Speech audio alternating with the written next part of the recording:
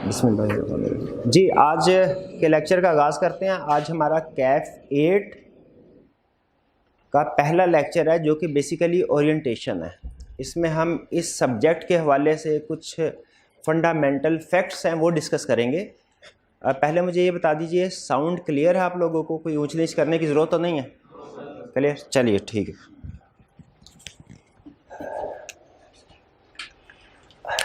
कैफ 8 है सब्जेक्ट हमारा। इसमें हमने डिस्कस क्या करना है, टीचर का इंट्रोडक्शन होगा, थोड़ा सा सब्जेक्ट के हवाले से कुछ बात करेंगे, मेथडोलॉजी डिस्कस करेंगे कि किस तरीके से हमने इस सब्जेक्ट को लेके चलना है। पहले सब्जेक्ट को समझेंगे, फिर उस सब्जेक्ट को हमने कवर कैसे करना है, तैयार कैसे करना है, ये डिस्कस करेंगे। और फिर इसके बाद कुछ सजेशंस होंगी मेरी तरफ से कि आप किस तरीके से मैक्सिमाइज कर लेते हैं। आपने जो भी सिस्टम ऑप्ट किया है, आपने चाहे फिजिकल क्लास में बैठे हैं, ऑनलाइन या हाइब्रिड, किस तरीके से आप मैक्सिमम यूटिलिटी हासिल कर सकते हैं वो डिस्कस करेंगे। स्टार्ट करते हैं। सबसे पहले इंस्ट्रक्टर का इंट्रोडक्शन। अच्छा, इसमें कुछ चीज़ें जो है वो मैं क्विकली शेयर करूंगा आपके साथ और कुछ चीज़ों के ऊपर थोड़ा सा टाइम ज़्यादा लगाऊंगा। जाहिर है वो मेरी असेसमेंट होगी कि कौन सी चीज़ ज़्यादा अहम है। मेरा नाम मोहम्मद आसिफ है। मैंने CA क्वालिफाई किया 2008 में। उसके बाद जिस फर्म से क्वालिफाई किया उसमें कुछ अर्सा एज ए मैनेजरियल लेवल पे जॉब की, फिर टीचिंग प्रोफेशन में आ गया। तब से आज तक फुल टाइम टीचिंग प्रोफेशन में हूँ। तकरीबन 13 साल हो गए हैं। इस अरसे में बहुत से सब्जेक्ट्स पढ़ाए। कुछ सब्जेक्ट्स जो है वो बाद में स्टार्ट किए, पहले नहीं पढ़ाता था, कुछ पहले पढ़ाता था, अब नहीं पढ़ाता। लेकिन ऑडिट जो कैफ 8 ये सब्जेक्ट वो है जो मैं पहले सेशन से लेके आज तक पढ़ा रहा हूँ। तो इसका मतलब है 13 साल हो गए, 13 दूना 26 अटैम्प्ट हो गई और डिफरेंट अटैम्प्ट्स में डिफरेंट सेशन पढ़ाए। कुछ अटैम्प्ट्स में तो 5-5 सेशन भी पढ़ाए हुए हैं। तो इसका मतलब है कि काफ़ी क्लासेस पढ़ा चुका हूँ मैं। चलिए, हाँ, एक चीज़ जो मैं आपके साथ शेयर करना चाहता हूँ कि मैं CFAP लेवल पे भी ऑडिट का सब्जेक्ट पढ़ाता हूँ। जिस तरह आपका अकाउंटिंग है ना, उसके 2-3 लेवल है। जैसे एक PRC लेवल पे इंट्रोडक्शन टू अकाउंटिंग, फिर उसके बाद कैफ लेवल पे है, FAR 1, FAR 2, फिर उसके बाद CFAP लेवल पे है। उसी तरह ऑडिट भी कैफ PRC लेवल पे नहीं है। कैफ लेवल पे सिर्फ एक सब्जेक्ट है, कैफ 8। फिर उसके बाद CFAP लेवल पे भी है, CFAP 6। यानी इंटरेस्टिंगली कैफ लेवल पे भी आखिरी सब्जेक्ट जो है वो ऑडिट ही है, और CFAP लेवल पे भी जो लास्ट सब्जेक्ट है वो ऑडिट ही है। ये क्यों है, इस वजह से ये चले मैं आपको बाद में बताऊंगा। लेकिन इस वक्त ये बताना चाह रहा हूँ कि CFAP लेवल पे भी चूँकि मैं कोचिंग करता हूँ, तो इसलिए थोड़ा सा आपके लिए प्लस पॉइंट ये होगा कि कुछ कंसेप्ट मुझे अंदाज़ा है कि आपका कौन सा कंसेप्ट ऐसा है जो आगे CFAP लेवल पे जाके टेस्ट होने वाला है। तो मैं कुछ इस तरीके से पढ़ाने की कोशिश करूंगा कि अगर आपने कैफ लेवल पे जो कुछ पढ़ा है उसको आप रिटेन कर लेते हैं और CFAP लेवल पे कैरी फॉरवर्ड कर सकते हैं, तो आपका तकरीबन 40 to 50% कंसेप्ट्स की कवरेज CFAP लेवल का वो कैफ लेवल से हो जाएगी। यानी कैफ लेवल के नॉलेज से कुछ थोड़ा सा मुझे बस उसको ट्यून अप करना पड़ेगा। उसके बाद आप इस काबिल हो जाएंगे कि कैफ लेवल के कंसेप्ट से CFAP लेवल के 40 to 50% कंसेप्ट्स आप इजीली कवर कर सकते हैं। तो एक थोड़ा सा प्लस पॉइंट होगा आपके लिए इस चीज़ की वजह से। अब चलते हैं सब्जेक्ट की ओरिएंटेशन की तरफ। ये सब्जेक्ट देखिए, टीचर का जानना तो ज़रूरी होता ही आपका, क्योंकि जाहिर है अब आपका कैरियर, आप लोगों का कैरियर इस वक्त मेरे हाथ में, आपके हाथ में नहीं है। मैं अगर चाहूं तो आपका कैरियर बर्बाद भी कर सकता हूं। क्या नहीं कर सकता? बिल्कुल कर सकता हूं। मैं छुट्टियां करूं, आपको असाइनमेंट्स ना दूं, चेकिंग ना करूं, ठीक है, बड़ी आसानी से कर सकता हूं, ठीक है। और अगर अच्छा टीचर हो और वो चाहे तो बच्चों का कैरियर बना भी सकता है। तो इसीलिए आपके लिए ये तो बहुत ही ज़्यादा ज़रूरी है कि आप जिस टीचर के पास पढ़ने के लिए जा रहे हैं वो कौन है, ठीक है, उसका कॉम्पिटेंस लेवल क्या है, क्या वो इस काबिल है कि नहीं आपको पढ़ा सकता है। लेकिन इनफैक्ट ये अब आपके लिए इररेलेवेंट हो गया। क्यों? क्योंकि अब आप डिसीजन कर चुके हैं। अब आपको कुछ पता चल भी जाए तो आप अपना फैसला बदल नहीं सकते। ये तो हो गया। अब ज़्यादा अहम चीज़ है आपके लिए, वो क्या है? वो है सब्जेक्ट की ओरिएंटेशन। इस सब्जेक्ट को समझना, ये सब्जेक्ट क्या है। भाई ज़रा पूछ लीजिएगा हाइब्रिड में।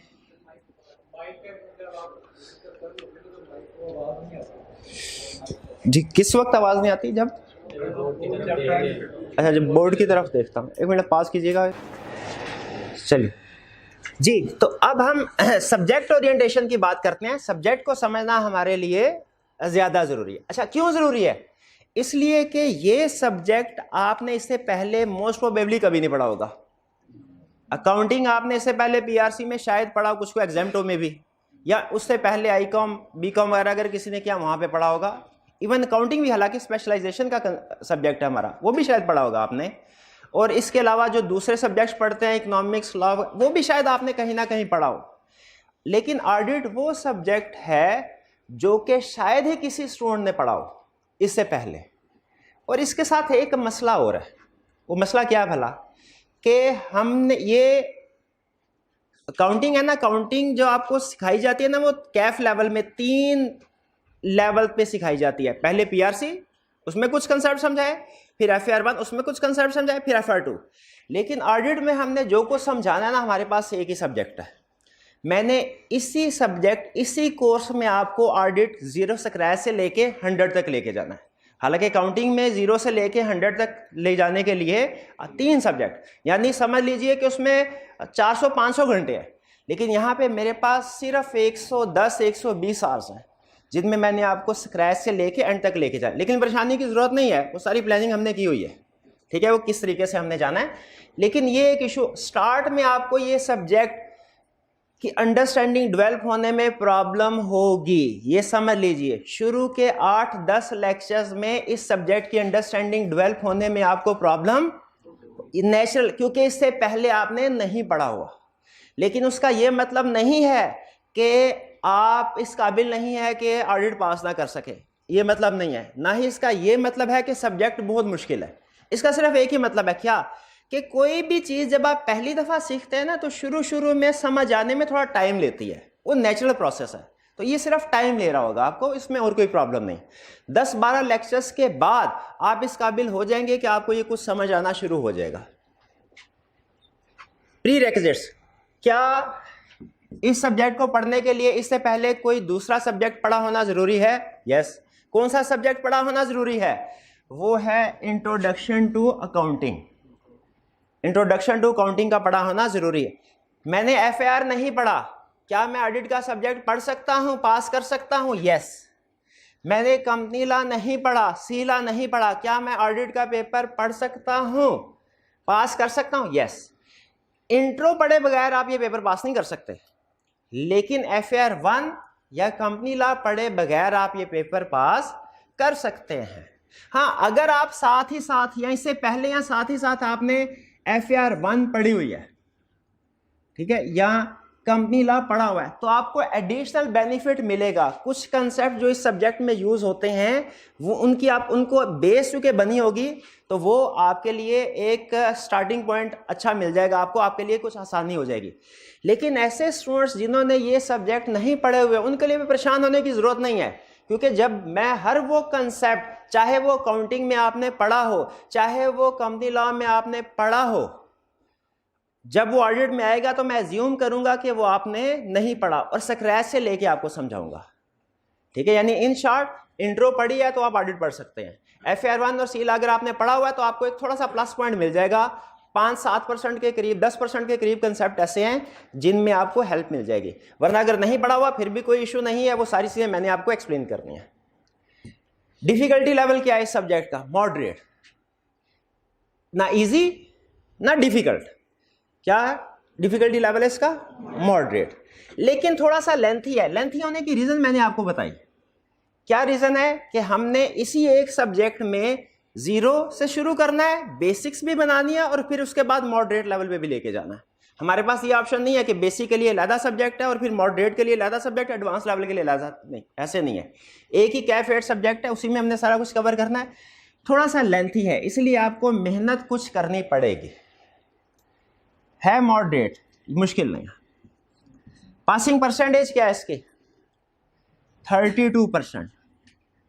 अगर आप पिछले 9 अटेम्प्ट्स का एनालिसिस करें, 9 अटेम्प्ट्स का, तो आपको पता चलेगा इस सब्जेक्ट की पासिंग रेशो ऑन एवरेज कितनी है, यानी 100 में से कितने स्टूडेंट पास होते हैं? 32%, ठीक है। इस क्लास में अगर 100 स्टूडेंट बैठे हुए हैं ऑन एवरेज, कितने स्टूडेंट पास होंगे? लेकिन याद रखिए ये इस क्लास की एग्जाम्पल सिर्फ आपको समझाने के लिए दी है, क्योंकि ये परसेंटेज हमारी क्लास की नहीं है, ये पूरे आई कैप में जितने भी स्टूडेंट पेपर थे उनकी है। हो सकता है हमारी क्लास की परसेंटेज इससे ज्यादा हो सकता है हमारी क्लास की परसेंटेज उससे कम हो, अप डाउन दोनों हो सकते हैं ना, लेकिन ओवरऑल परसेंट 32% है।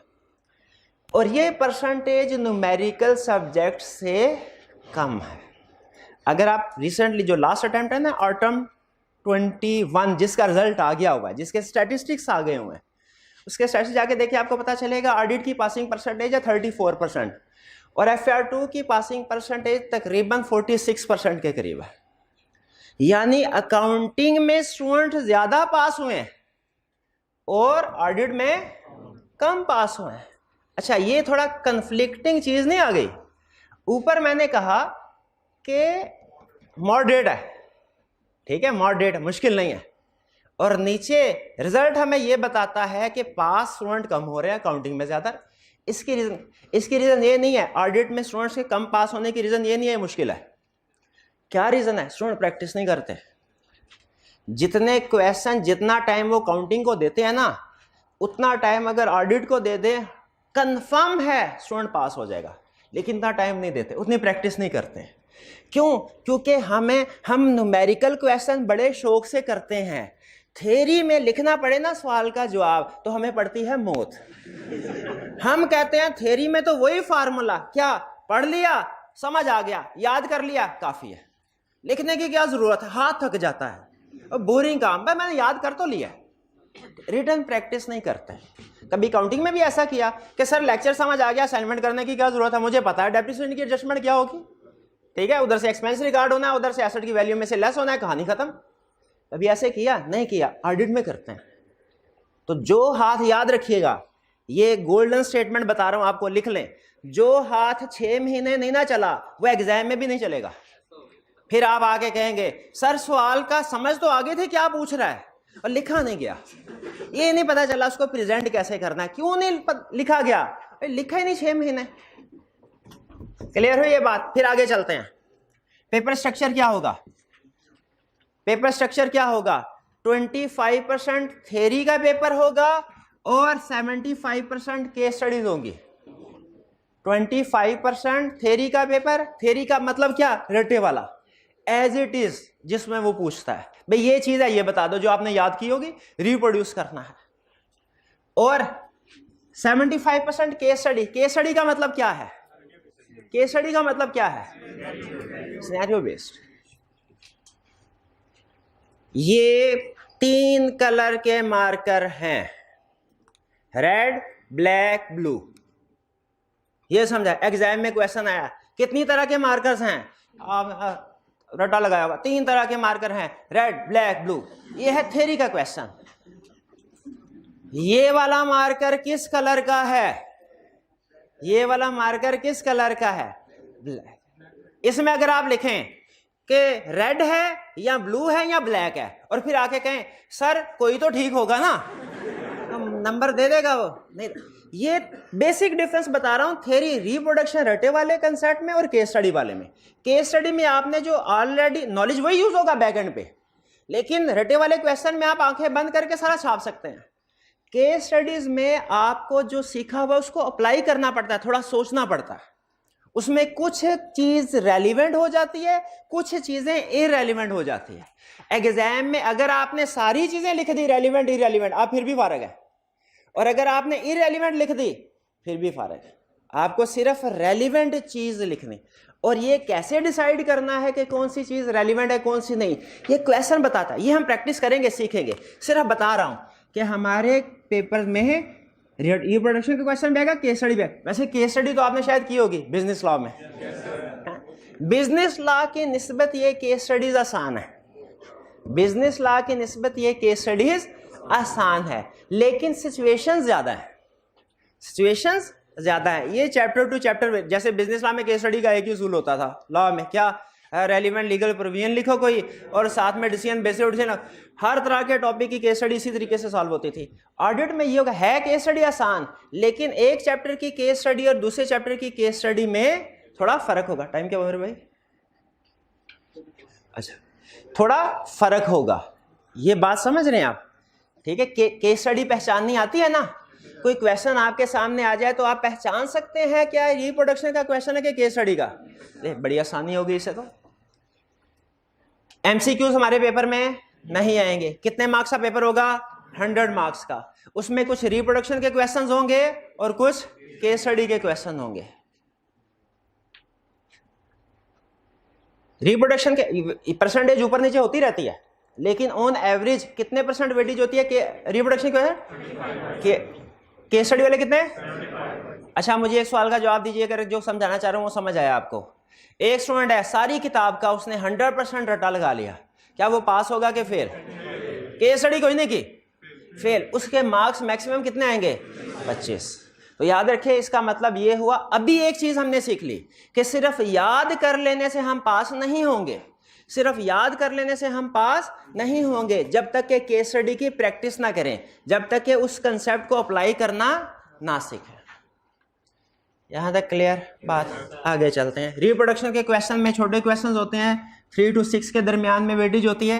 केस स्टडीज थोड़े लॉन्ग क्वेश्चंस होते हैं। जाहिर है केस स्टडी आपको पता लंबी चौड़ी कहानी उसने बता, तो नंबर भी उसने ज्यादा रखने होते हैं, तो 6 to 10 मार्क्स होंगे।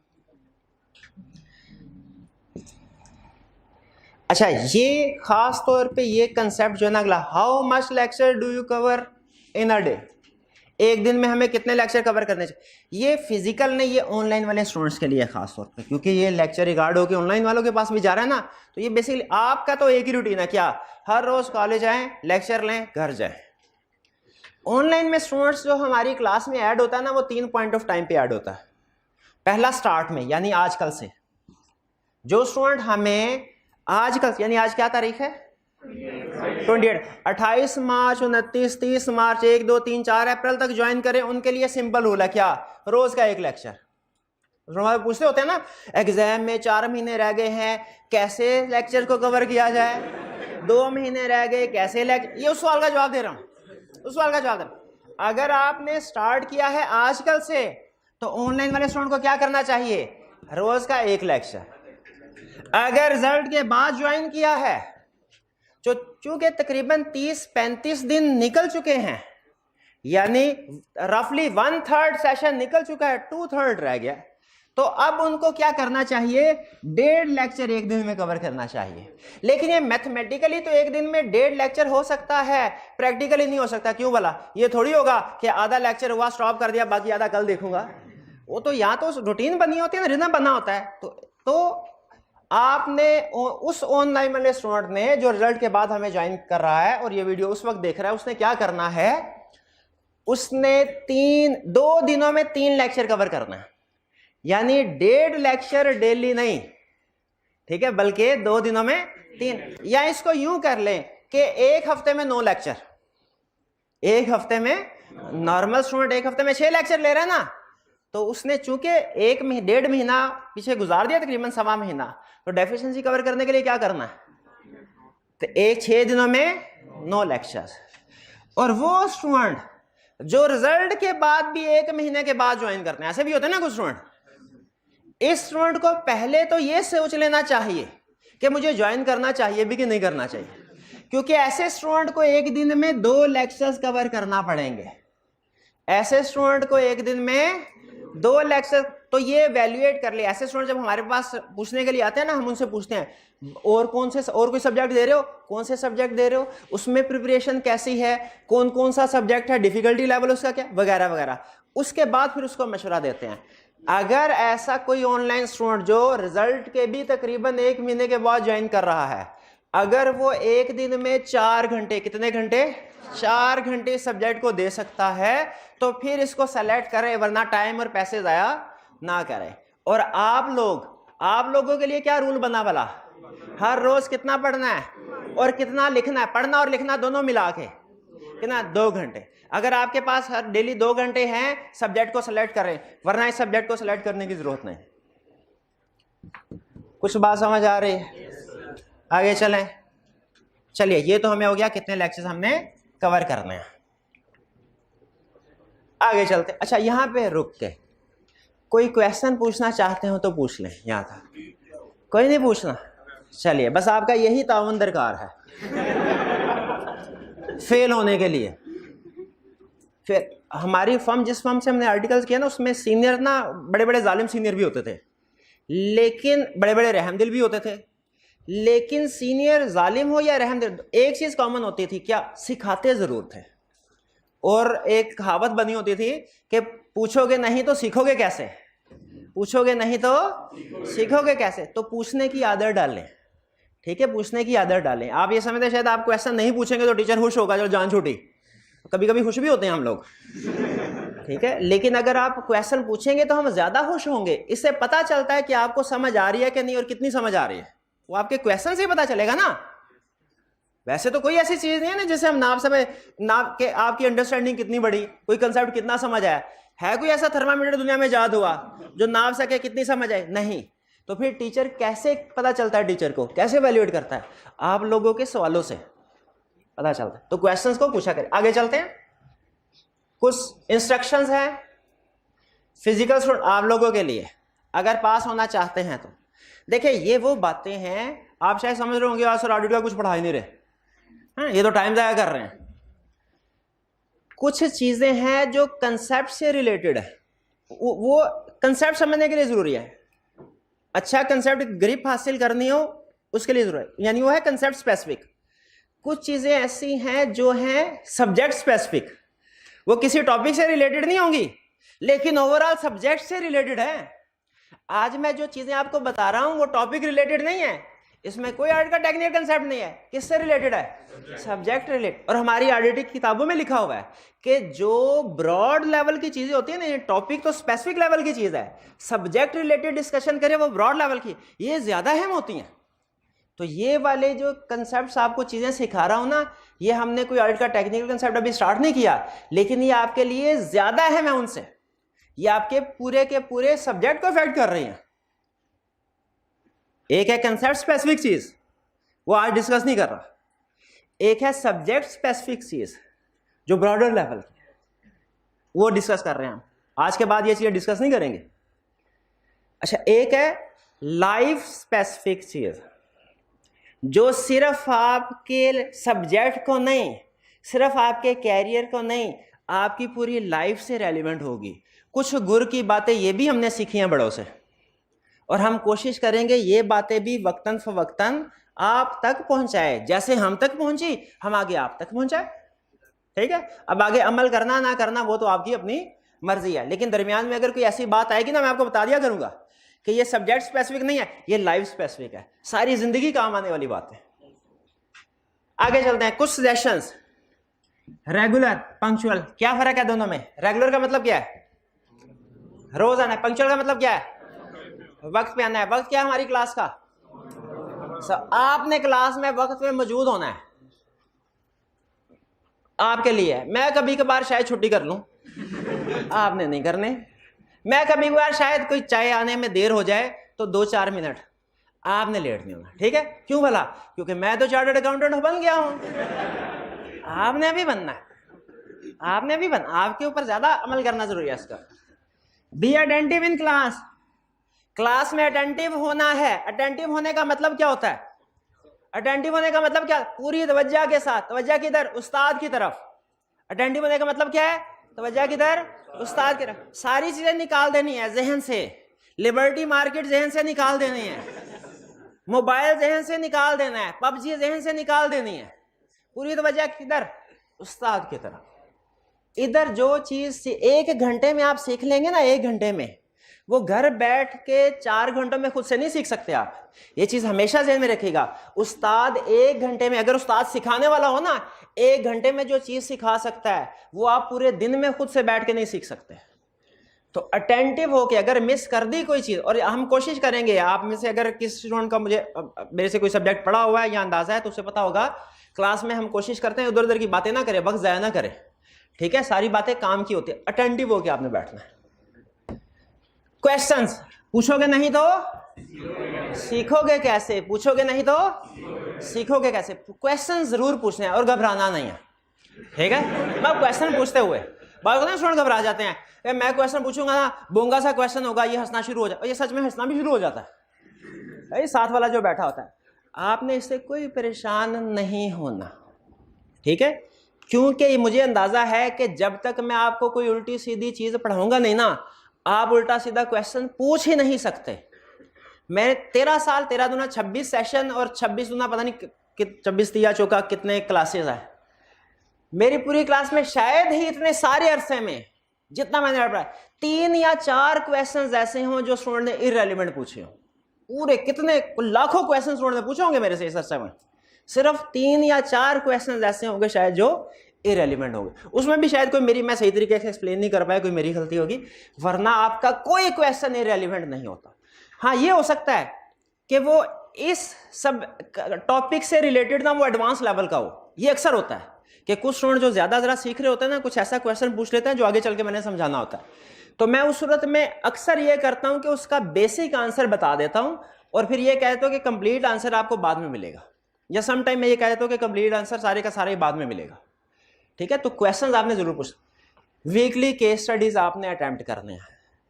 यहाँ पे वीकली केस स्टडी होंगी कॉलेज में, आपने अटेम्प्ट करने हैं रिटर्न फॉर्म में। शैतान आपको एक बात कहेगा, क्या अभी तुम्हारी तैयारी सही नहीं है, पहले पूरी तैयारी कर लो फिर सही तरीके से टेस्ट देना। तो आप उसकी बात मान लेंगे? आप कहेंगे नहीं कोई बात नहीं, तैयारी ना से मुझे पता सही तैयारी नहीं है, ये पता। तो कितनी तैयारी सही नहीं है ये कैसे पता चलेगा? पेपर देंगे तो पता चलेगा ना। 20 में से 6 नंबर आए तो उसका मतलब मुझे ज्यादा तैयारी करनी है, 20 में से 12 नंबर आए तो उसका मतलब है थोड़ी कम तैयारी करनी है। कहीं ऐसा ना हो कि तैयारी मुझे कम करनी है मैं ज्यादा कर लूं। तो ठीक है, तैयारी अभी करने वाली है, वो रहेगी, हमेशा रहेगी, लेकिन कितनी तैयारी करनी है ये कैसे पता चलेगा?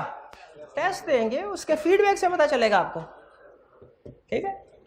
हाँ, आप इधर आए घर बार छोड़ के, बहुत से स्टूडेंट, आपने हॉस्टल को ध्यान से सेलेक्ट करना है। कोई ऐसा हॉस्टल जिसमें आपको ज्यादा प्रॉब्लम्स ना हो, पढ़ने का एनवायरनमेंट हो, और जो आपके रूममेट्स हैं ये भी ध्यान से सेलेक्ट करना है। ठीक है, वो पढ़ा हुआ ना, man is known by the company he keeps. ठीक है, तो अगर आपके अच्छे पढ़ने वाले रूममेट्स होंगे तो आप भी पढ़ेंगे, वरना जैसे वो करेंगे आप भी वैसे ही करेंगे। ठीक है ना। वो तो आपने सुना ही होगा, उस्ताद ने मशवरा दिया किसी शरारती बच्चे को कि भाई कुछ लायक बच्चों में आके उठना बैठा करो। कुछ अरसे बाद पता चला लायक बच्चे भी शरारतें करने शुरू हो गए। तो ऐसा ना हो, आपने अच्छे रूममेट्स को सेलेक्ट करा जो आप जैसे हो। Turn off cell phones before entry, class में आने से पहले मोबाइल फोन बंद। ठीक है, क्लास में आने से पहले मोबाइल फोन बंद। ठीक है, मोबाइल फोन आपने इस्तेमाल नहीं करना। आप देखेंगे मैं कभी क्लास में मोबाइल फोन नहीं लेके आता, आज लेके आया हूं। किस वजह से? सिर्फ कि टाइम, वो घड़ी नहीं है ना अभी लगी, टाइम देखने की वजह से। लेक्चर को प्लान करना होता है ना, तो उस हिसाब से। लेकिन वो भी मैं भाई से पूछ रहा हूं तो मोबाइल को नहीं देख रहा मैं। आपने कभी भी मोबाइल ले आए लेकिन उसको इस्तेमाल नहीं करना। आपको नहीं किसी कंपनी के सीईओ की कॉल आनी जो आपने अपनी पूरी कंपनी आपको बेचने के लिए कोई ऑफर दे रहा हो, नहीं आनी कॉल अभी। ठीक है, कोई अहम कॉल नहीं आनी ऐसे। ठीक है, तो आपने सेल फोन इस्तेमाल नहीं करना, ऑफ करके बैग में रख देना। ऑनलाइन वाले स्टूडेंट्स के लिए क्या इंस्ट्रक्शंस है? लैपटॉप या कंप्यूटर के ऊपर लेक्चर लीजिए। क्या सेशंस है? लैपटॉप या हालांकि ज्यादातर जो ऑनलाइन एजुकेशन के सिस्टम्स है हमारे प्रोफेशनल, वो लैपटॉप पे भी चलते हैं, मोबाइल पे भी चलते हैं, दोनों पे। ठीक है, क्या इस्तेमाल करना, क्या सेशन दे रहा हूं? लैपटॉप या कंप्यूटर, मोबाइल नहीं। ठीक है, मोबाइल नहीं। मोबाइल क्यों नहीं? रिसर्चर्स हमें, आपने कभी ये देखा काउंटिंग कर रहे हैं, उसमें ध्यान इधर उधर नहीं जाता, थ्योरी में चला जाता है ना? ऐसे होता है ना, काउंटिंग में आप खूबे होते हैं बिल्कुल। थ्योरी में जो इधर उधर ध्यान जाता है ना, उसमें कसूर आपका नहीं है, कसूर सब्जेक्ट का भी नहीं है, कसूर होता है एनवायरनमेंट का। एनवायरनमेंट नहीं, कोई बात नहीं, कोई बात नहीं, थोड़ा इंतजार कर लेते जी। हाइब्रिड वालों को देख लें, आवाज आ रही है उधर? Hybrid okay?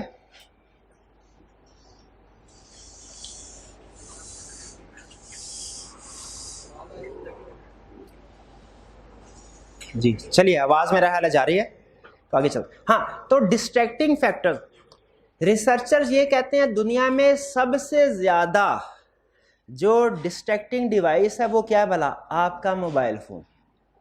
और आप उसी के ऊपर सबसे ज्यादा फोकस के साथ करने वाली चीज करते हैं, क्या? पढ़ाई। ठीक है, देखिए पढ़ाई सबसे ज्यादा फोकस मांगती है आपका। और किसके ऊपर? आप मोबाइल के ऊपर, जो सबसे ज्यादा डिस्ट्रैक्ट। अभी लेक्चर ले रहे हैं, थोड़ी देर बाद दराज की तरफ से कोई ऑफर आ जाएगी, फिर फूड पांडा की तरफ से ऑफर आ जाएगी, फिर दोस्त का मैसेज आ जाएगा, फिर उसके बाद आप कहेंगे अच्छा काफी हो गया, पास करके थोड़ा मैं यूट्यूब पे देख लेता, ईमेल चेक कर लेता हूँ, फेसबुक चेक कर लेता हूँ, कोई अहम मैसेज तो नहीं आया हुआ। Most distracting. तो कोशिश करें मोबाइल से जितनी जान छुड़ाई जा सके छुड़ाएं। ठीक है, मैंने भी अपनी जिंदगी में मोबाइल का इस्तेमाल मिनिमम किया हुआ है, मिनिमम किया। कुछ लोग नाराज भी होते हैं, ठीक है, लेकिन बाद में उन्हें पता चल जाता है ना इसकी आदत ही यही है, फिर नाराजगी खत्म हो जाती है। शुरू शुरू में नाराज होते हैं। तो कोशिश करें मोबाइल का इस्तेमाल कम से कम। तो ऑनलाइन अगर आपने अच्छा यूजर एक्सपीरियंस लेना है ऑनलाइन एजुकेशन का, किसी भी जगह से अगर अच्छा एक्सपीरियंस लेना है आपने, तो लैपटॉप या कंप्यूटर के ऊपर लेक्चर सुना करें, देखा करें। एक दिन में एक आइडियल, एक दिन में एक लेक्चर। और किस स्पीड पे? रेगुलर स्पीड पे। एक होती है स्पीड, एक होती है कंप्रीहेंशन, अंडरस्टैंडेबिलिटी। दोनों में इनवर्स रिलेशनशिप है। ये बात समझ आई आपको? क्या बात? स्पीड को बढ़ाएंगे अंडरस्टैंडिंग कम होती जाएगी, स्पीड को कम करेंगे अंडरस्टैंडिंग ज्यादा होती जाएगी। तो जैसे ही आप स्पीड डबल करेंगे, लेक्चर को कवर कर लेंगे लेकिन अंडरस्टैंडिंग कम। वही क्वेश्चन जो आप रेगुलर स्पीड के साथ सुनते तो आपको समझ आ जाता, वो फिर बाद में आप व्हाट्सएप ग्रुप पे पूछ रहे होते हैं, ऑनलाइन वाले स्टूडेंट। ये मेरा तजर्बा है। वो टाइम जो लेक्चर से बचाते हैं कहाँ पे जाके लगता है? व्हाट्सएप पे, या फिर खुद टकरे मार रहे होते हैं किताबें खोल के कि इसका जवाब किधर है, इसका जवाब किधर, हालांकि लेक्चर में मौजूद होता है।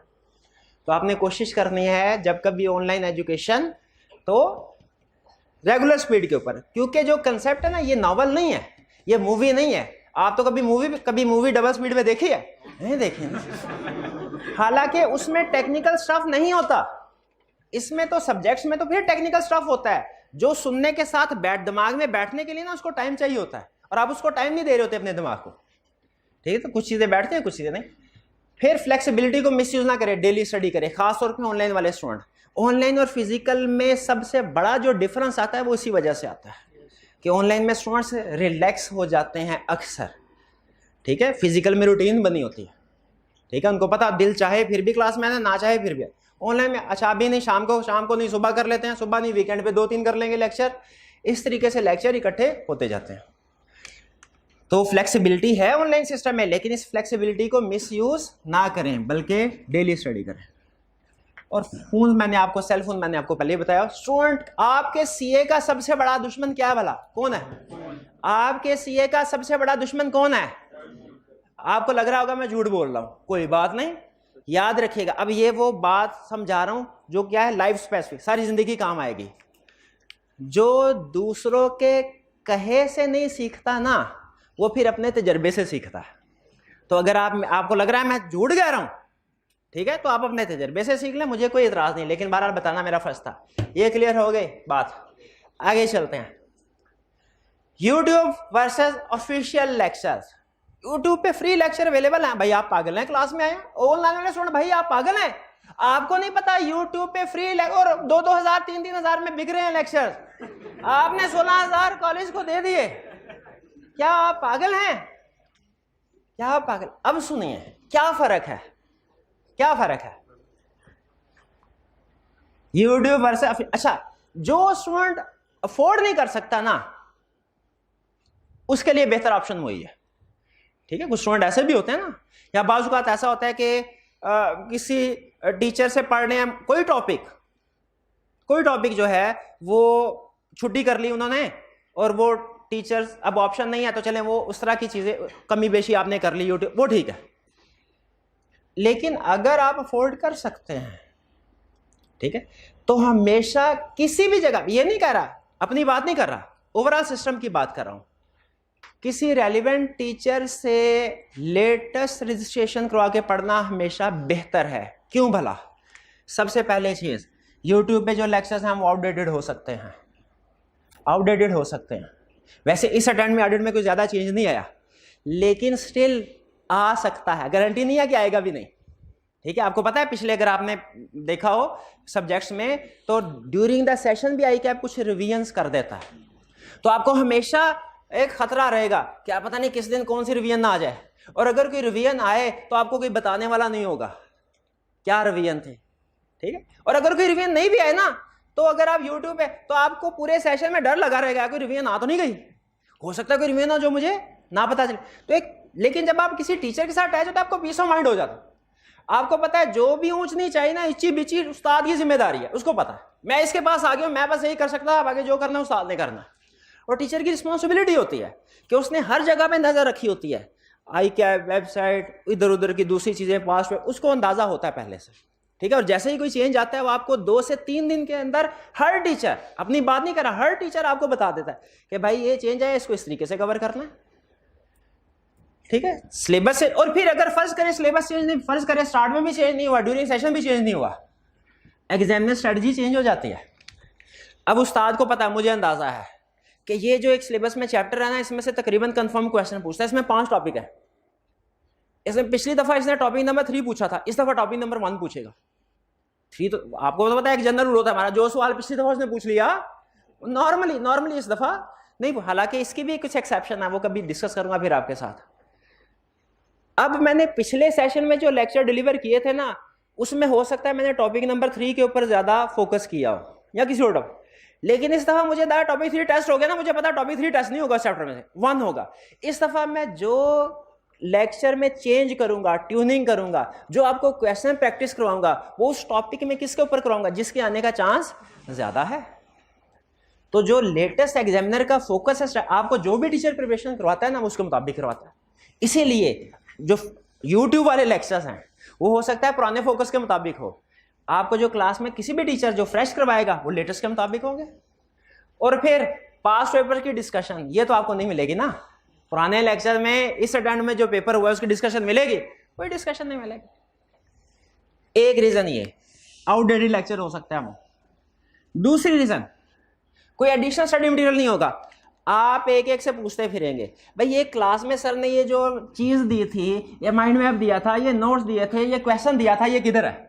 लेक्चर तो मिल गए, लेकिन अमूमी तौर पे साथ में स्टडी मटेरियल सारे का सारा नहीं मिलता, सारे का सारा स्टडी मटेरियल साथ में बाजू का नहीं मिलता। तो क्लास में लेकिन टीचर जो है वो आपको सारे का सारा स्टडी मटेरियल प्रोवाइड करता है। जैसे हम इंशाल्लाह आपको बहुत से प्रीमियम रिसोर्सेज प्रोवाइड करेंगे जो इवन पिछले सेशन के क्लास में डिस्ट्रीब्यूट नहीं हुए थे, बने नहीं थे। मतलब आपको पता है ना, हर चीज डेवलप होती रहती है ना, हर चीज डेवलप होती रहती है। हमारे पार्टनर ने हमें एक बड़ा अच्छा लेसन दिया, एक क्लास बड़ा अच्छा लेसन दिया। क्या ऑडिट करने के लिए आए, हमने ऑडिट कर लिया था, रिव्यू करने के लिए आए। पार्टनर ना बाद में काम चेक करने के लिए आता है। उन्होंने पहले दिन एक सवाल पूछा, उन्होंने कहा पिछले साल ऑडिट हुआ था, हमने कहा बिल्कुल हुआ था। हमने कहा आपने भी ऑडिट किया है, उन्होंने कहा बिल्कुल ऑडिट किया। उन्होंने कहा 2 में से अगर एक चीज नहीं है ना तो आपने टाइम जाया किया है। 2 में से एक चीज नहीं है तो क्या चीज, या तो पिछले साल की निस्बत कम वक्त लगना चाहिए वही काम करने में, जितना हमें पिछले साल काम करने में वक्त लगा इस साल वक्त कम लग, या उसी वक्त में हमें ज्यादा काम करना चाहिए। बताइए आपने क्या किया? हमने किया कुछ भी नहीं था दोनों लेकिन कह दिया सर टाइम उतना लगाया प्रोडक्टिविटी इंक्रीज की।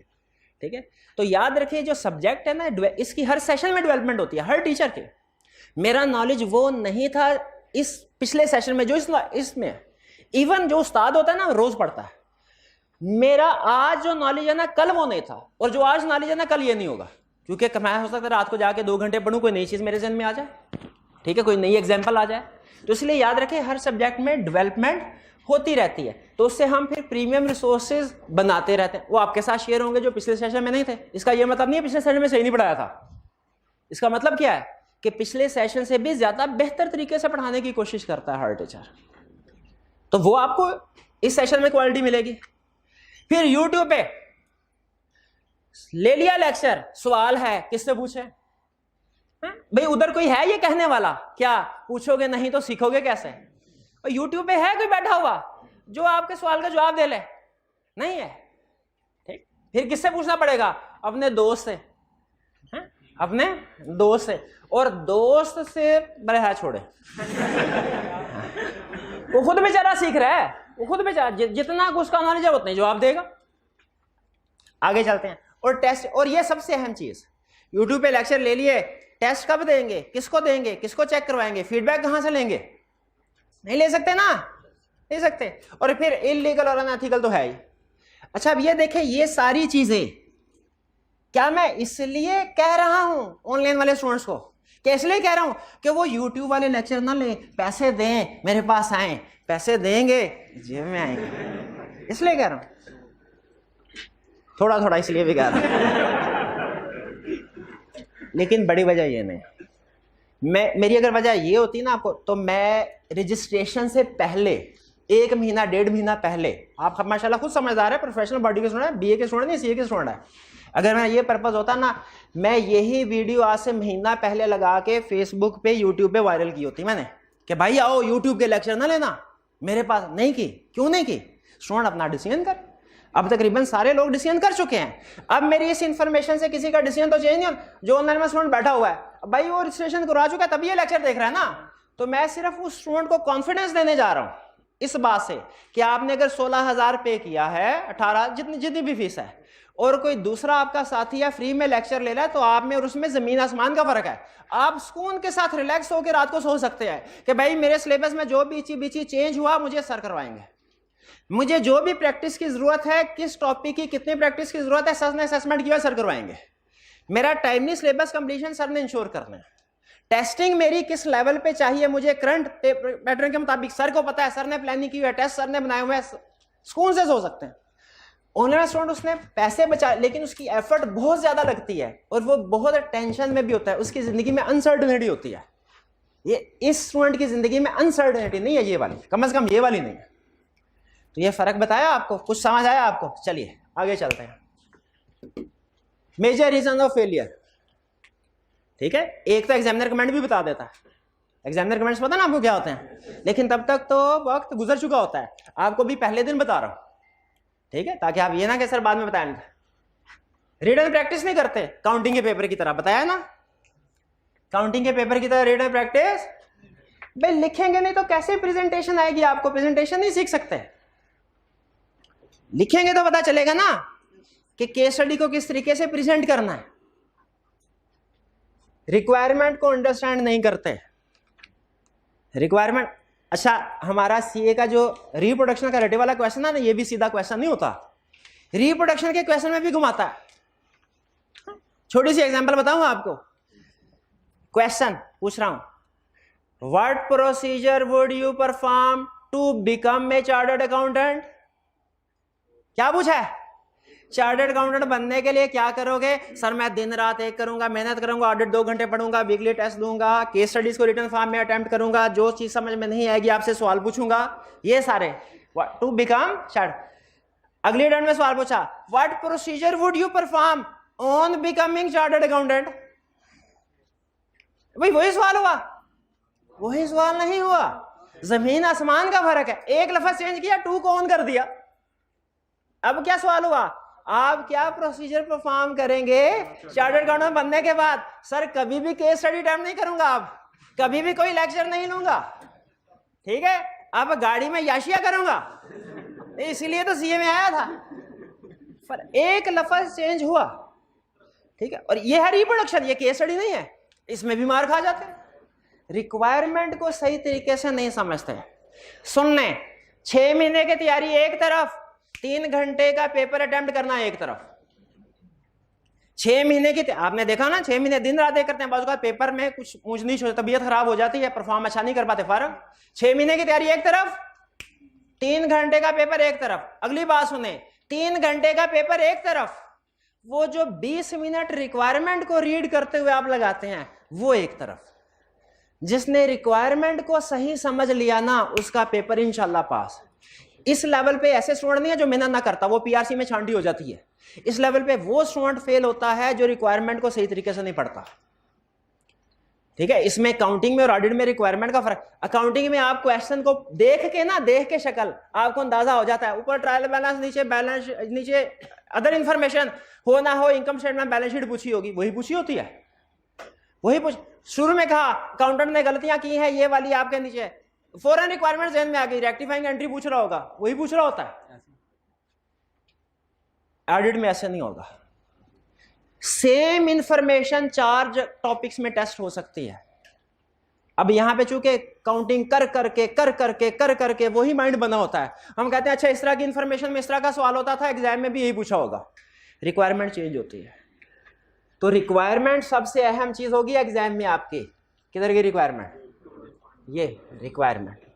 सिलेक्टिव स्टडीज, कुछ टॉपिक्स को पढ़ते हैं, कुछ टॉपिक्स को छोड़ जाते हैं। हमारा एग्जामिनर बीए का एग्जामिनर है, सीए का एग्जामिनर है? सादा मासूम के शातिर चालाक, वो कोशिश कर रहा होता है कि पेपर वो बनाए जो आप अटेम्प्ट सिलेबस में हो और आप अटेम्प्ट ना कर पाए। उसने कुछ रूल बनाए हुए हैं, क्या? जो एंड वाले टॉपिक है ना वो टेस्ट कर लो। एंड वाले टॉपिक जो हैं, क्यों भला? क्योंकि कोई भी सब्जेक्ट हो ना उसमें स्टूडेंट के एंड वाले टॉपिक वीक होते हैं, शुरू वाले टॉपिक स्ट्रांग होते हैं। शुरू वाले टॉपिक में ज्यादा टाइम लगाया होता है, रिवीजन कर करके पक्का किया होता है। एंड वाले टॉपिक में कहते हैं बस फटाफट डबल की स्पीड से भगाओ इनको, लेक्चर कवर करें। एग्जामिनर को ये नहीं पता, क्या वो मरीज से थोड़ी आता है, इधर इसी दुनिया में रहता है, उसको पता है सारी स्टडी, उधर से क्वेश्चन सेट कर लेगा।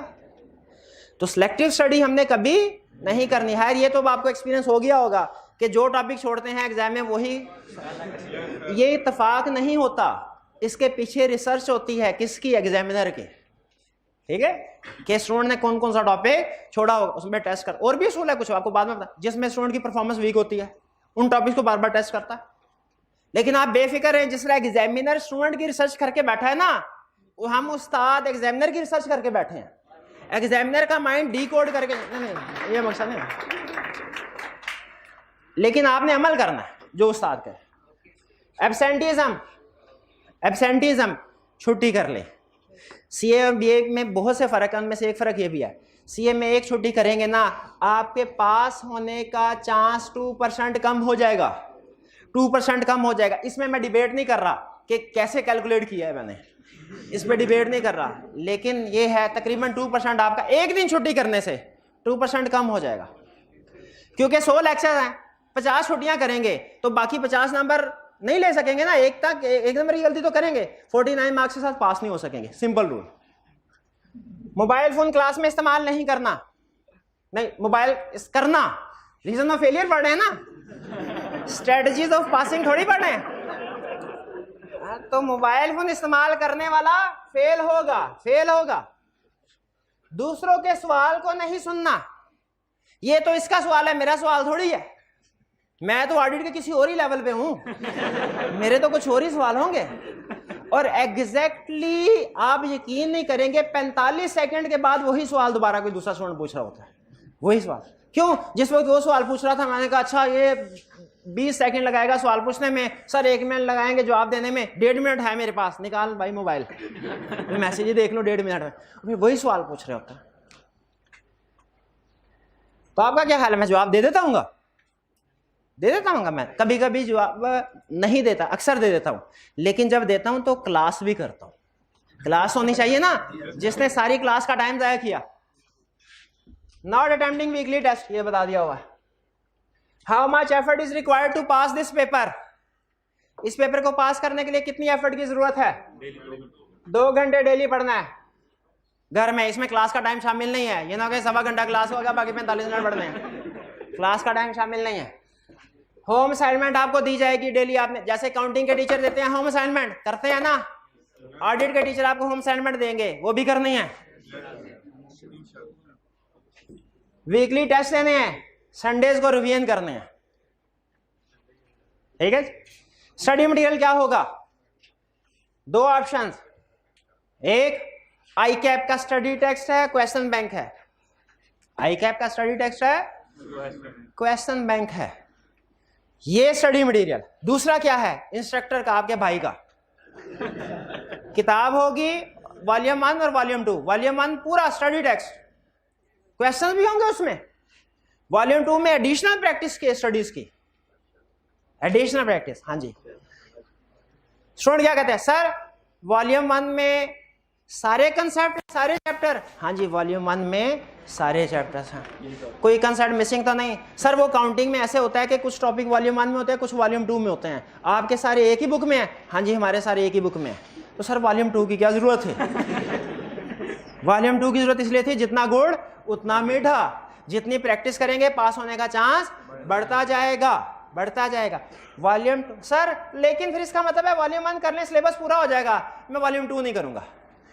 तो मैं क्या कहता हूं, मैं कहता हूं हाँ लेकिन जुमला कंप्लीट करो, तुम वॉल्यूम 2 नहीं करोगे पहली अटेम्प्ट में, लेकिन दूसरी अटेम्प्ट में तुम जरूर करोगे, दूसरी अटेम्प्ट में जरूर करोगे। इंटेग्रल पार्ट है, हालांकि ये कंप्लीट सारे कंसेप्ट, लेकिन उस कंसेप्ट की एप्लीकेशन, ये इंटेग्रल पार्ट, ये इंटेग्रल पार्ट, ठीक है। प्रैक्टिस दोनों में से कोई एक सेलेक्ट कर लें, आपकी मर्जी है, चाहे आई कैप, ये भी ठीक है, कुछ स्टूडेंट आई कैप के बिल्कुल ठीक है, ठीक है, लेकिन ऐसे स्टूडेंट फिर एक काम करें, कम से कम वॉल्यूम 2 ले लें जिसमें एडिशनल क्वेश्चन, ये वो प्रैक्टिस क्वेश्चंस हैं, एडिशनल है ना, तो ये बेहतर है। लेकिन बहरहाल अगर आप सिर्फ आई कैप का स्टडी टेक्स्ट और क्वेश्चन बैंक करते हैं तो वो भी चल जाएगा। आप ये ना समझे कि मैं अपने कोई किताबें बेचने के लिए ये कह रहा हूँ, ठीक है। याद रखें, उस्ताद बिजनेसमैन नहीं होता, अच्छा टीचर कोई भी हो वो कभी बिजनेसमैन नहीं होता। वो पैसे ले रहा होगा, आपको पढ़ाने के पैसे ले रहा हूँ, फ्री में थोड़ी पढ़ा रहा हूँ, लेकिन आपको जो भी मशवरा कोई भी उस्ताद देगा ना, अपने इंटरेस्ट को सामने रख के कभी नहीं देगा, आपके इंटरेस्ट को सामने रख के देगा, जो भी अच्छा टीचर होगा। वॉल्यूम 1 और वॉल्यूम, मेरी सजेशन ये है, ठीक है, क्योंकि इसके ऊपर इसके ऊपर तो नहीं मुझे पता कितनी मेहनत लगी है, लेकिन इसके ऊपर मुझे पता है कितने सालों की मेहनत है और किस तरीके से चीजें हमने की। बहरहाल प्रेफर्ड स्टडी मटेरियल ये है, ये यूज करें, वरना अगर आप आई कैप का भी यूज करते हैं चलेगा। हम आपको जो कुछ पढ़ाएंगे डेली बेसिस के ऊपर बता दिया करेंगे, आई कैप की बुक में ये इस जगह पे मौजूद है। आगे चलें जी।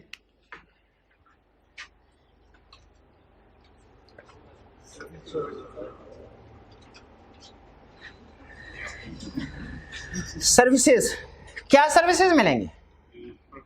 नहीं, जूस कोई नहीं मिलेगा, कैंटीन खोल के नहीं बैठा हुआ मैं, जूस बाद में समोसा पूछ ले। हाँ,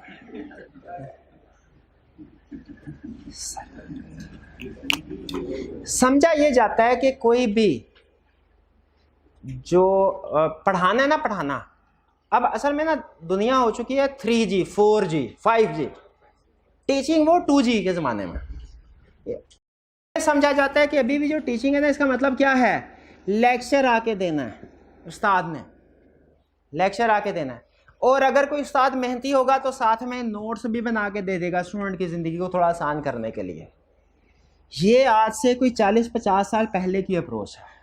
आज की जो टीचिंग है वो चेंज हो चुकी है। अच्छा, वह पाकिस्तान में अभी इतनी चेंज नहीं हुई, लेकिन अगर आप फॉरेन कंट्रीज में देखें ना, जाके वहाँ पे यूनिवर्सिटी में किस तरीके से एजुकेशन, वो आपका दिमाग खुले, 2G से 5G पे आप पहुँचे, आपको कम से कम पता चले हो क्या रहा है, ठीक है, चाहे उस सिस्टम अवेलेबल ना हो आपको। लेकिन मैं ये नहीं कह रहा कि हमने 2G से 5G, समझ लें हम 2G से 3G पे शिफ्ट होने की कोशिश कर रहे हैं। तो मैं आपके साथ ये कुछ चीज़ें प्रोवाइड करने की कोशिश कर रहा हूँ, कन्फर्म नहीं है, कोशिश कर रहा हूँ। असल में एक चीज़ आपको और बताऊँ, जो भी उस्ताद पक्का होता है ना, पक्का, वो खुद अपनी मेहनत से नहीं होता, उसको स्टूडेंट करवाते हैं, ठीक है। मेरे जो शुरू के स्टूडेंट थे ना, जो कैरियर के शुरू के, वो मेरे बेहतरीन स्टूडेंट थे। मैं आपकी तारीफ करने के लिए आपको नहीं कहूँगा बेहतरीन, वो वाले स्टूडेंट मेरे बेहतरीन स्टूडेंट थे। वो मुझे कहते सर ये नहीं, इसको इस तरीके से करें, सर ये करें, सर ये करें। मेरे बहुत से स्टूडेंट, मुझे शायद ही किसी स्टूडेंट का नाम याद हो या कोई स्टूडेंट याद हो, मुझे वैसे नाम नहीं याद, लेकिन मुझे एक स्टूडेंट याद है, मेरी क्लास में फीमेल स्टूडेंट थे। इतने क्वेश्चन पूछे कि दूसरे स्टूडेंट तंग आ जाते थे, इवन कुछ स्टूडेंट वैसे मुनासिब नहीं है, लेकिन बहरहाल क्योंकि आइडेंटिफिकेशन मैं डिस्क्लोज नहीं कर रहा, दूसरे स्टूडेंट का नाम रख दिया था क्वेश्चन बैंक, कि इसने जब भी मुंह खोलना कोई ना कोई सवाल पूछना है। लेकिन वो स्टूडेंट मेरे बेस्ट स्टूडेंट में से एक थे। मुझे पता चला कि अच्छा, स्टूडेंट के में क्या क्या सवाल आ सकते हैं, वो इस क्वेश्चन को ऐसे भी पूछ सकता है, ऐसे भी पूछ सकता है। तो स्टूडेंट जो है, हाँ पास हो गए थे, बिल्कुल पास हो। तो स्टूडेंट जो है ना, स्टूडेंट, अब मैं आपको ये कमिट नहीं कर रहा, लेकिन आपको बता रहा हूं मैं कोशिश, ताकि आप मुझे प्रेशराइज करें। सर आपने पहले दिन वादा किया था ये प्रोवाइड करेंगे, किधर है, ठीक है सर, मैं कहूँगा नहीं आज नहीं, कल फिर आप पूछेंगे, तो आप लोग मुझे मजबूर करेंगे काम कर। ये मैं अपना टारगेट आपके साथ शेयर कर रहा हूँ। अब आप लोग मुझे प्रेशराइज करेंगे, बार बार करेंगे, ठीक है, और अगर करेंगे तो मैं माइंड नहीं करूंगा। अब सर ये आपने ये वादा किया था, जरा ये करें, बताएं, ठीक है। तो अच्छा स्टूडेंट जो होता है ना, वो टीचर को रिलैक्स नहीं होने देता, और जो अच्छा उस्ताद होता है वो स्टूडेंट को रिलैक्स करके रखता है। अब बेफिक्र नहीं, परेशान ना, रिलैक्स करके इंशाल्लाह आपको पूरी कोशिश करूंगा, लेकिन थोड़ी बहुत मेहनत तो आपको करनी पड़ेगी। क्या कमिट कर रहा हूं मैं चीजें आपके साथ, लेक्चर नोट कर, smooth and timely syllabus coverage. ठीक है, जो स्टूडेंट में से कोई सब्जेक्ट पहले पढ़े हैं या उन्होंने फीडबैक लिया, उनको अंदाजा होगा कि एक स्टेटमेंट मैं दिया करता हूं, पहले दिन जितना और जिस लेवल पे पढ़ाऊंगा ना, आखिरी दिन भी उतना उसी लेवल पे पढ़ाऊंगा। ये नहीं होगा कि पहले दिन कम और आखिरी दिनों में ज्यादा। आपको होता है ना एक अप्रोच होती है, हम फुड़काते हैं, एक होता है ऑडिट करना, एक होता है ऑडिट फुड़काना। एक क्या होता है ऑडिट करना, एक होता है ऑडिट फुड़काना। करना भी आता है, फुड़काना भी आता है, दोनों चीजें सीखी हैं। लेकिन हम फुड़काएंगे नहीं, पहले दिन भी ऑडिट करेंगे और आखिरी दिन भी ऑडिट करेंगे। भागम भाग नहीं करेंगे, भागम भाग नहीं करेंगे। ठीक है, कि आखिरी 10 दिनों में जो है वो आधा सिलेबस फुड़का दिया, ठीक है, या 25%, ऐसा नहीं। Smooth and timely syllabus coverage. Timely से क्या मुराद है, किस टाइम पे सर लेक्चर्स कितने होंगे, कमोबेश 100। सर सिलेबस कंप्लीट कब होगा, 30 जुलाई 2022। 1-2 दिन ऊपर नीचे हो सकते हैं। अब ये बार बार नहीं पूछने दोनों सवाल, आप लोग बार बार पूछते हैं। ठीक है, अभी आपके साथ एक डेट कमिट कर दी, इंशाल्लाह इस डेट पे सिलेबस कंप्लीट होगा। पास्ट पेपर्स की प्रैक्टिस करवाई जाए। कुछ चीज ऐसी होती है जब स्टूडेंट वैल्यूएशन कर रहे होते हैं ना, अच्छा ये कर सर आपको पता चला, कंपैरिजन नहीं करा, सिर्फ वैसे एक रिस्क असेसमेंट का टॉपिक है, उसको सामने रख के आपको सवाल पूछ रहा हूं। हमने कहा 30 जुलाई, आपको पता चला एक दूसरे टीचर है, उन्होंने अपना सिलेबस 30 जून को कवर कर दिया। बताइए कौन बेहतर है, 30 जून वाला 30 जुलाई वाला? आप वैल्यूएशन नहीं कर सकते, इनकम्प्लीट इंफॉर्मेशन है। रफली अगर सिर्फ इसी इंफॉर्मेशन में देखें, वो हो सकता है दूसरा टीचर एफिशिएंट हो, वो ज्यादा एक्सपीरियंस्ड है, उसने कम वक्त में आपको सारी चीजें बता दी हैं, ये भी हो सकता। लेकिन ये भी हो सकता है क्या जल्दी जल्दी में फुड़का ऑडिट किया ना फुड़का, दोनों बातें हो सकती हैं, दोनों बातें हो सकती हैं। मैं सिर्फ आपका माइंड खोलने की कोशिश कर रहा हूं, आप तस्वीर के दोनों रूप देखें। ठीक है, आगे चलते हैं। तो पास पेपर की प्रैक्टिस होगी हर कंसेप्ट की और डेली बेसिस के ऊपर। ये नहीं टॉपिक खत्म हुआ हफ्ते के बाद, इंशाल्लाह डेली बेसिस के ऊपर। जिस दिन हमने पास पेपर का कोई क्वेश्चन नहीं ना किया, उस दिन हमने ऑडिट पढ़ा नहीं है और टाइम जाया किया है। जिस दिन हमने पास पेपर का कोई क्वेश्चन नहीं किया, उस दिन हमने टाइम जाया किया है। डेली बेसिस के ऊपर क्लास में भी डिस्कस करेंगे, होम असाइनमेंट के तौर पे भी आपको मिलेगा, कैसे प्रोजेक्ट या स्मार्ट बोर्ड के जरिए से। क्लास वैसे भी ऐसे भी डिस्कस हो सकता है, हाँ भाई खोल लो किताब में, ये सवाल ऐसे ऐसे भी हो सकता है। लेकिन जब सवाल सबके सामने होगा ना, एक एक लफ्ज, आप पूरा फोकस्ड होंगे, सामने सबका फोकस होगा एक, उस्ताद का भी फोकस होगा एक, और मैं एक एक लफ्ज में से कंसेप्ट निकाल के आपके सामने रख, तो फिर आपको पता चलेगा अच्छा कितना फायदा है सामने क्वेश्चन होने का। तो आपके साथ जो डिस्कशन की जाएगी क्वेश्चंस की, वो किताब से नहीं बल्कि प्रोजेक्टर या स्मार्ट बोर्ड होगा, उसके जरिए से की जाएगी। फिर है मेंटीमीटर, क्विकली टेस्ट योर कंसेप्ट, ये मैं अभी आपके साथ डिस्कस करता हूं। माइंड मैप्स क्या होता है? टीचर लिख रहा होता है, आप नोट कर रहे होते हैं। ऐसे होता है कि आपकी जिंदगी में टीचर लिख रहा है व्हाइट बोर्ड, आप साथ साथ नोट कर रहे हैं, होता है कि नहीं होता? करते हैं कि नहीं करते? गलत करते हैं। आप सारी जिंदगी गलत करते रहे हैं। क्यों? जब आप हमारा फोकस होना है ना, जब हमने, तो हमने मल्टीटास्किंग नहीं करनी। जब आप सुन रहे होते हैं ना, लिखने के ऊपर आपका फोकस कम होता है, तवज्जो कम होता है। लेकिन जब लिख रहे होते हैं ना, सुनने के ऊपर फोकस कम होता है। ठीक है, ये नेचुरल है। ठीक है, इसमें आपका कसूर नहीं है, हम इंसानों की लिमिटेशंस है कुछ। ठीक, फोकस कम होता है। मैं ये चाहता हूं क्लास में आप फोकस अटेंटिव रहें, किसकी तरफ? उस्ताद की तरफ। ठीक है, इसीलिए जो भी चीज आपको रिटन फॉर्म में चाहिए ना, वो माइंड मैप की शक्ल में हम आपको प्रोवाइड कर देंगे, आपको लिखना ही ना पड़े। आपको जो भी चीज रिटन फॉर्म में जरूरी है ना, आप जैसे आज की क्लास में सारी चीजें आपको, ये आपको माइंड मैप आपके पास है ना, मिल गई कि नहीं मिल गई? आपको सारी चीजें लिखने की जरूरत नहीं, टेंशन नहीं है, आपने सिर्फ सुनना है और समझना है। हाँ, कोई बहुत अच्छी बात लगे वो लिख ले, लेकिन वो कितनी होगी? 10%। आपकी एफर्ट 100% से रिड्यूस होकर 10% पे आ गई। ठीक है, तो इसीलिए आपको इंशाल्लाह हर लेक्चर में इंशाल्लाह आपको माइंड मैप दे दिए जाएंगे उस लेक्चर के, जिसकी वजह से क्या होगा, लिखने से आपकी जान छूट जाएगी। आपने सिर्फ सुनना है, समझना है, सवाल करना है। बहुत अहम चीज होगी उसको लिखना। ब्रेनस्केप ये क्या है, ये भी आपको फिर बताऊंगा कभी। ये 2 टेक्निक्स। बहुत वैल्यू एडिशंस हैं। बहरहाल हर चीज़ जो है वो जाहिर है वैल्यू एडिड है, वो टेस्टेड एंड ट्रस्टेड है, फिर आपके सामने रखी जा रही है। ऐसे नहीं कोई भी टेक्निक या सिस्टम आपके सामने रखा जा रहा है। आखिरी चीज़ आज के लेक्चर की, लेक्चर प्लान। हमारा लेक्चर किस तरीके से चलेगा? कल आप आएंगे लेक्चर होगा, परसों आएंगे इंशाल्लाह लेक्चर होगा, इसी तरह लेक्चर हमारे चलते जाएंगे। वो से सुन लीजिए प्लानिंग क्या होगी। हमारे ऑडिट में एक जगह पे लिखा है planning is more important then performance. क्या लिखा है? Planning is more important then performance. Planning अच्छी, परफॉर्मेंस अच्छी। प्लानिंग फारग, परफॉर्मेंस भी फारग। ये प्लानिंग आपके साथ शेयर कर रहा हूं। वक्त कम है, कंसेप्ट ज्यादा है, बताया ना। ऑडिट नहीं पढ़ा हुआ आपने इससे पहले, मैंने जीरो से उठाना है आपको और एंड तक लेके जाना। अकाउंटिंग में आपके पास 3 पेपर है, ठीक है, फिर भी अकाउंटिंग के टीचर कहते हैं ऑडिट वाले करते क्या? तेरी है ना, करते क्या? बहरहाल चले लेक्चर प्लान। सबसे पहले जब हम आएंगे हम आपके साथ शेयर करेंगे क्या हर रोज, क्या लेक्चर नंबर कौन सा है आज? इस लेक्चर में कंसेप्ट्स क्या हमने आपको सिखाने हैं। हमारी बुक में या ICAP की बुक में किस जगह पे ये कंसेप्ट मौजूद है, और आज के लेक्चर के बाद आपने घर जाके असाइनमेंट क्या करने हैं, सबसे पहले आपको ये बताया जाएगा। एग्रीड? समझ आ गई? फिर इसके बाद आपको माइंड मैप डिस्ट्रीब्यूट कर दिए जाएंगे ताकि जो आपके सामने लिखा जा रहा है आप लिखने ना बैठ जाए, वो लिखा रेडीमेड आपके पास अवेलेबल हो। आप तैयार हो सीखने के लिए। आप कहें ठीक है सर हमारे सामने सारी चीज रिटन फॉर्म में आ गई, समझाना शुरू करें। अब बस माइंड मैप आ गया हर लेक्चर का।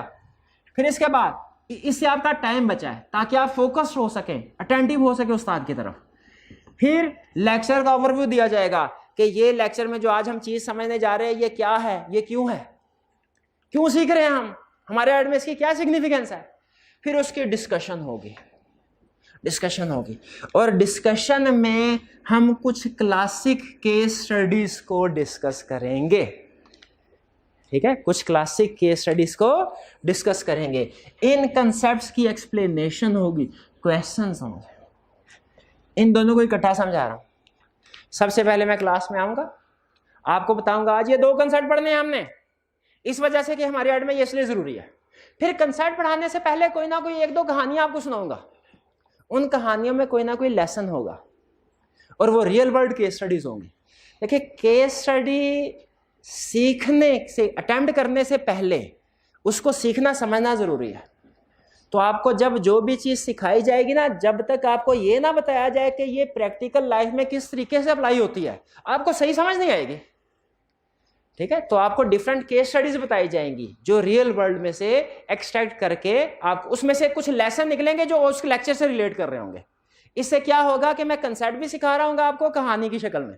आप समझ रहे होंगे आप कहानी सुन रहे हैं, कोई सर टाइम जाया, अच्छा है सर टाइम जाया कर रहे हैं, लेक्चर इसी तरीके से निकल जाए तो अच्छा है। लेकिन मुझे पता है मैंने उसमें किस किस जगह पे क्या क्या कंसेप्ट बिल्ड किया हुआ है। ठीक है, फिर इसके बाद केस स्टडी के बाद एक्सप्लेन करने के बाद आपसे क्वेश्चन पूछूंगा, आपने क्वेश्चन कुछ पूछेंगे, आप उनका आंसर होगा। फिर इसके बाद एंड पे क्विक रिवीजन होगी। अच्छा ये मैं अक्सर भूल जाता हूँ, आपने मुझे याद करवाना है। क्विक रिवीजन इसलिए होती है, एक तो स्टार्ट में ना ओवरव्यू और क्विक रिवीजन मिलती जुलती चीजें हैं। ओवरव्यू में बता दिया क्या करने जा रहे हैं, क्विक रिवीजन में एंड पे आके क्विकली रिवाइज कर दिया 2 मिनट में।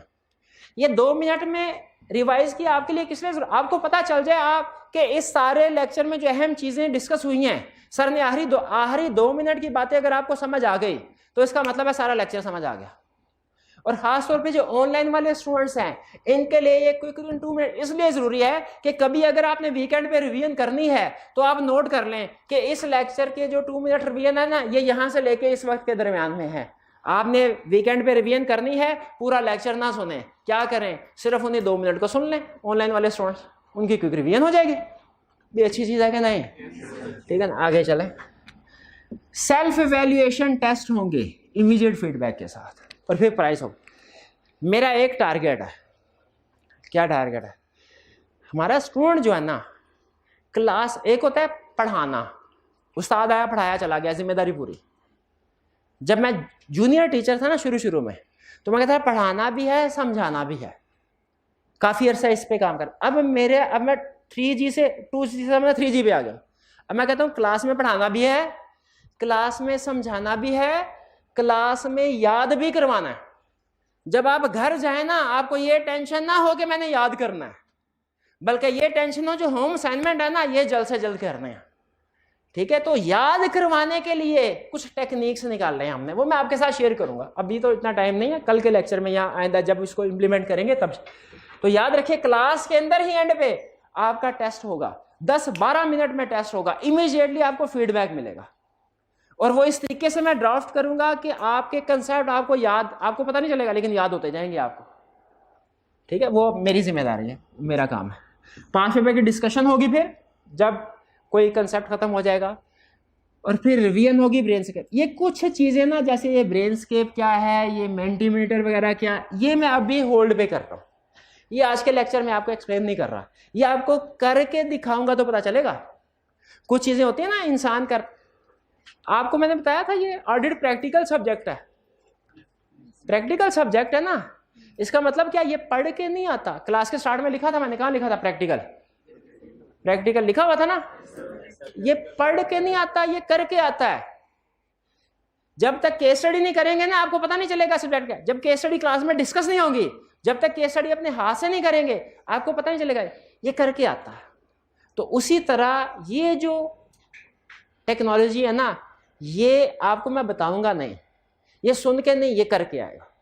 ठीक है, इंशाल्लाह हम कल के लेक्चर में इनको हम इम्प्लीमेंट भी करेंगे और आपको इसकी यूटिलिटी या इसके फ़ायदे के बारे में बताऊंगा। आपको पता चल गया क्या कि हमने पूरे सेशन देखे। बाकी चीज़ें अहम है आपके लिए, वो घर जाके दोबारा रीड कर लीजिएगा। ये चीज़ सबसे ज़्यादा मेरे लिए अहम, आने वाले लेक्चर, क्योंकि आने वाला हर लेक्चर जो है वो इन्हीं स्टेप्स में होगा इंशाल्लाह। कभी कभार ऊंच नीच होती जाएगी, लेकिन मेजर ये स्टेप्स होंगे। जी, ये कुछ समझ आया आपको? क्लियर? कोई प्रॉब्लम तो नहीं है? चलिए, आज का लेक्चर यहाँ पे ख़त्म करते हैं हम। अल्लाह हाफिज़।